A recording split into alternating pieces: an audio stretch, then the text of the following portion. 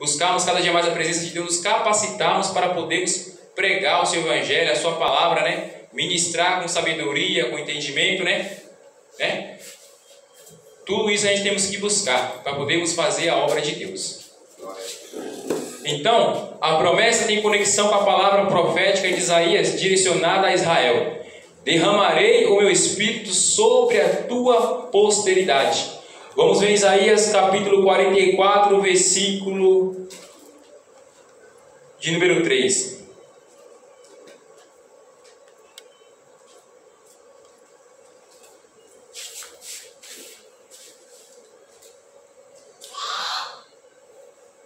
Porque derramarei águas sobre o sedento, rios sobre a terra seca, derramarei o meu espírito sobre a tua posteridade e a minha bênção sobre os teus descendentes.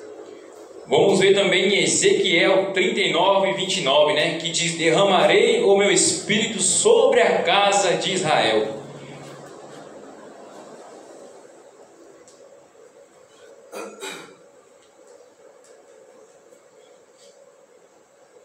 Nem lhes esconderei mais a minha face, pois derramarei o meu espírito sobre a casa de Israel, diz o Senhor Deus.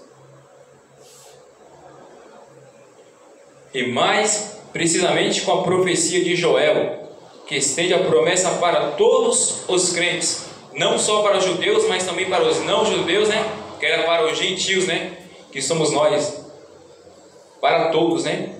Para todos os crentes. Há de ser que depois derramarei o meu espírito sobre toda a carne, né? Vamos ver em Joel capítulo 2, versículo de número 28. Quer ser que depois derramarei o meu espírito sobre toda a carne. Vossos filhos e vossas filhas profetizarão, vossos velhos terão sonhos e os vossos jovens terão visões. Então, meus irmãos, ali Jesus Cristo, né?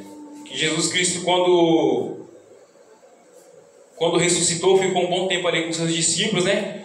Após o Senhor ter sido elevado aos céus, o livro de Atos dá prosseguimento a essa narrativa. Vamos ver em Atos capítulo 1, versículo de número 1 ao 4.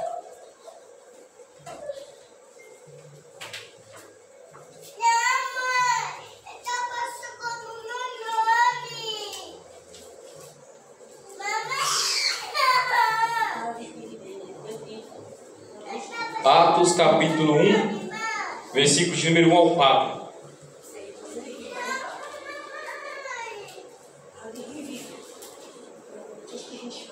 Fiz o primeiro tratado, ó Teófilo, acerca de tudo que Jesus começou, não só a fazer, mas a ensinar.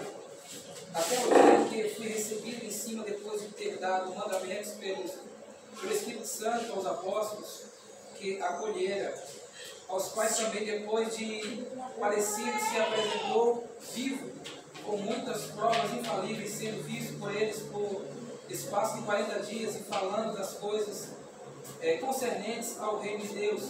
E estando com eles, determinou que não voltassem de Jerusalém, mas que esperassem a promessa do Pai que disse a ele: e de mim ouvistes.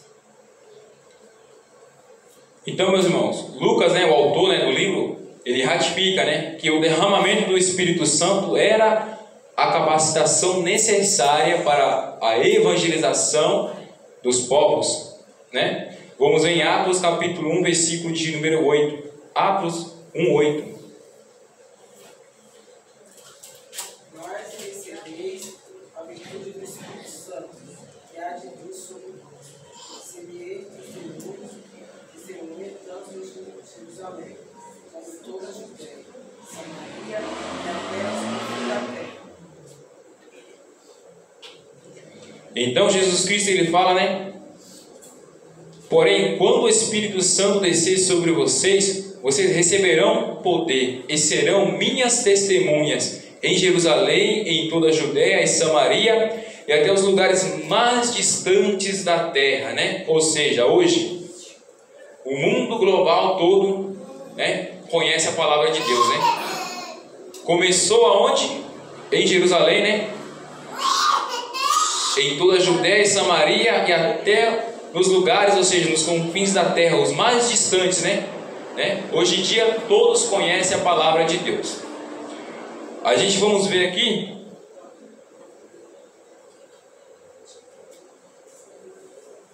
o livro de Atos dos Apóstolos relata que cerca de 120 discípulos voltaram a Jerusalém em oração e guardaram o revestimento de poder, né? Revestimento de poder. Vamos ver em Atos dos Apóstolos, capítulo 1, versículo do 12 ao 15. Atos dos Apóstolos, capítulo 1, 12 ao 15. E todos se maravilhavam e estavam perplexos, dizendo uns para os outros: o que quer dizer isso? E os outros, zombando, diziam: estão cheios de mosto. Pedro, porém, pondo-se em pé com os 11, levantou a sua voz e disse: homens judeus, todos os que habitais em Jerusalém, seja-vos isso notório, e escutai as minhas palavras. Esses homens não estão embriagados, como vós pensais, sendo a 3ª hora do dia. Então, meus irmãos, a promessa não era de poder político, né, que os judeus pensavam, mas de poder que procede da parte de Deus, atribuição de testemunha de Jesus. Não poderia ser executado por esforço humano. Os seguidores de Cristo deveriam guardar o derramamento do Espírito Santo. O livro de Atos relata que o Senhor apresentou aos seus discípulos, apresentou aos seus discípulos muitas infalíveis provas de sua ressurreição. Ele desfruta da companhia do Cristo ressurreto, por 40 dias. Tinha elementos suficientes para testemunha do Filho de Deus, mas não deveria fazer sem o poder de Deus, Assim, cerca de 120 discípulos voltaram a Jerusalém, que nem eu falei, meus irmãos, e em oração guardaram o Espírito Santo, ou seja, a promessa de Deus, O irmão acabou de ler aqui em Atos, capítulo 12 ao 15. Portanto, ao registrar a ação do Espírito Santo na inauguração histórica da igreja como agência de Cristo, trata-se da continuação da obra de Jesus por meio dos discípulos capacitados pelo Espírito Santo, Vamos ver em Atos capítulo 2, 38.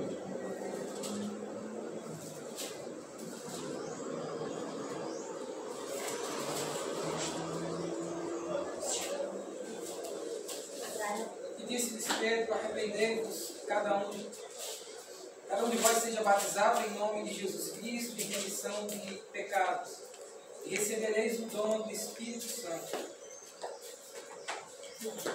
Aí os irmãos já veem, a ousadia de Pedro, Pedro ali, já cheio do Espírito Santo de Deus, já capacitado, começa ali a pregar, para os povos, Pedro, aquele que negou Jesus Cristo, Pedro, aquele que fugiu, Pedro, aquele que o Jesus Cristo que o galo cantaria, Pedro, ele correu, mas Jesus Cristo ele não desistiu de Pedro, Deu, vamos dizer, mais uma chance. Assim somos nós, A gente podemos errar, falhar, somos humanos pecadores, falhos. Temos que buscar cada dia mais a presença do Espírito Santo de Deus, o revestimento do Espírito Santo de Deus, para sermos capacitados, para podermos vencer, as tentações e o inimigo através do Espírito Santo de Deus e através da palavra. Assim como Jesus Cristo, venceu o inimigo no deserto, assim somos nós no dia a dia,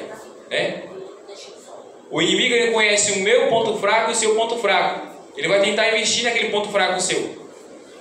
Se você não estiver revestido, não estiver capacitado, não estiver buscando a palavra de Deus, a chance de você cair é muito grande. Mas se você estiver ali em jejum e oração, buscando a presença de Deus, estiver revestido, do poder de Deus, capacitado, assim como Jesus Cristo estava, a gente vence o inimigo e as tentações que vêm sobre as nossas vidas, Se não me engano, o apóstolo Paulo que ele fala que é uma luta, entre a carne e o espírito, Então a gente temos que vencer essa luta, Se a gente vencermos essa luta, nos capacitando, nos enchendo, que o apóstolo Paulo diz: enchei-vos do Espírito Santo de Deus, para estarmos preparados para todas as tentações que vierem. Jesus Cristo mesmo ele fala: no mundo tereis aflições, mas tende de bom ânimo, Porque assim como eu venci o mundo, vocês também vencerão. Mas para nós vencermos o mundo, nós temos que estar o quê? Revestidos e capacitados pelo Espírito Santo do Senhor. Então, meus irmãos, vamos ver. Vou pedir para os irmãos marcar. Vai cair na prova, hein? Atos registra a ação do Espírito Santo, né? O livro de Atos, né? Registra. Vai estar aqui na apostila dos irmãos, né? No segundo tópico, Atos dos Apóstolos, o Espírito Santo no ministério da igreja. Então, Atos registra a ação do Espírito Santo na inauguração histórica da igreja, como agência de Cristo. Só riscar essa parte.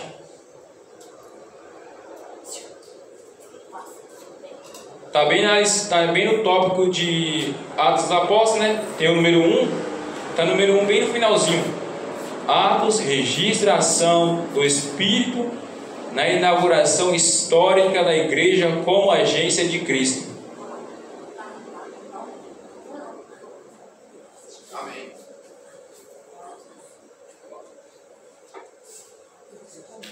Os irmãos marcaram?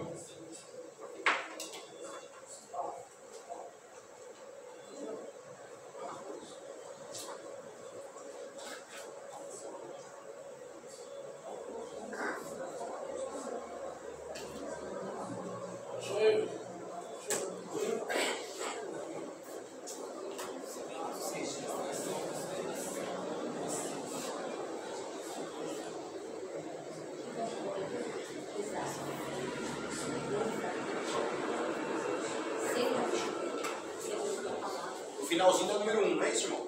Isso, bem no finalzinho da número 1. Está escrito: Atos registra a ação do Espírito Santo na inauguração histórica da igreja como agência de Cristo, né?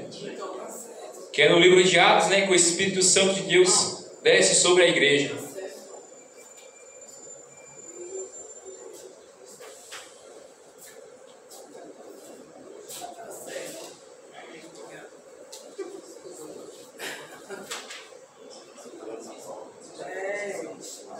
Amém? Então, a promessa cumprida no Pentecoste. O batismo no Espírito Santo remota a profecia de Joel, a qual a gente leu, né? Cristo a ratificou como sendo a promessa do Pai. Em Atos dos Apóstolos, capítulo 1:4, Jesus Cristo ele fala: 1:4. Estando com eles, determinou-lhe que não se ausentasse de Jerusalém, mas que esperasse a promessa do Pai, que disse ele: de mim ouvistes, né? O cumprimento se deu.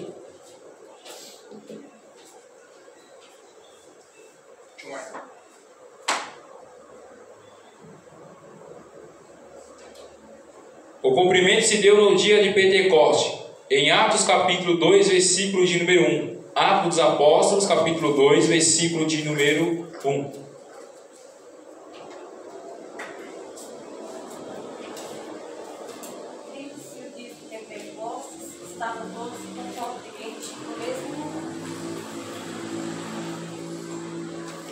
Então, meus irmãos, os discípulos foram cheios do Espírito Santo e falavam em outras línguas. Sinais sobrenaturais marcaram o advento, né? Ou seja, a chegada do Espírito Santo. O som como de um vento, né? O som como de um vento. As línguas como de fogo. Desse fenômeno, somente o falar em línguas se repetia nos demais registros de Atos. Desse modo, a partir do Pentecoste, os discípulos começaram a pregar pelo poder do Espírito Santo. Muitas maravilhas e sinais eram operados e almas eram alcançadas pelo poder da palavra de Deus, pelo poder do Espírito Santo de Deus. Porque quem converte a pessoa não sou eu, mas sim o Espírito Santo de Deus. Mas ele me usa, me capacita para ministrar a sua palavra, né? Para que através da palavra, através do poder do Espírito Santo de Deus, vidas e almas sejam libertadas, né? pelo poder da palavra. A mesma coisa assim, se o irmão falar assim para mim, quem me corrige é Deus. É Deus que nos corrige sim, mas Deus, Ele usa as pessoas para pregar a sua palavra, o seu evangelho, para que através da sua palavra, da sua ministração, Ele nos usa para corrigir, né? Assim como Deus, que a gente leu referente aos profetas, né? No tempo dos reis, né? Deus usava os profetas para falar com reis, quando os reis estavam errados, né? Ou seja, até mesmo com Israel. Quando Israel estava no seu erro, Deus usava um profeta para ir lá e pregar para Israel, dizendo, arrependei vós, né? Arrependa-se e volta para o seu Deus. Deixa os deuses de Baal. A mesma coisa assim é o Espírito Santo de Deus. A gente somos capacitados pelo Espírito Santo de Deus para pregar a palavra do Senhor. Vamos ver em Atos capítulo 2, Atos 2, versículo de número 2 ao versículo de número 4. E de repente veio do céu um som, como de um vento veemente e impetuoso, e encheu toda a casa em que estavam assentados. Foram vistas por eles línguas repartidas como de fogo, as quais pousaram sobre cada um deles. E todos foram cheios do Espírito Santo e começaram a falar noutras línguas, conforme o Espírito lhes concedia que falassem. Então, meus irmãos, foi no dia de Pentecostes, né? O termo Pentecostes refere-se à festa judaica, né? Que ocorria 50 dias após a Páscoa. Os judeus da Palestina tinham sua maior celebração na festa da Páscoa, ocasião em que Cristo foi crucificado e ressuscitou. Porém, entre os judeus da dispersão, a festa do Pentecoste era mais concorrida, ocasião da descida do Espírito Santo. Com isso, explica a variedade de idiomas presente em Jerusalém na festividade. Lucas escreveu que, cumprindo-se o dia de Pentecoste, os discípulos reunidos no cenáculo foram cheios do Espírito Santo e falavam noutras línguas, né? Que vinha pessoas ali para a festa de Pentecostes, né? Tinha muitas pessoas reunidas e as pessoas conseguiam entender cada um em sua língua o que os discípulos falavam ali, né? Quando o Espírito Santo desceu sobre os irmãos. Então, meu irmão, não foi um vento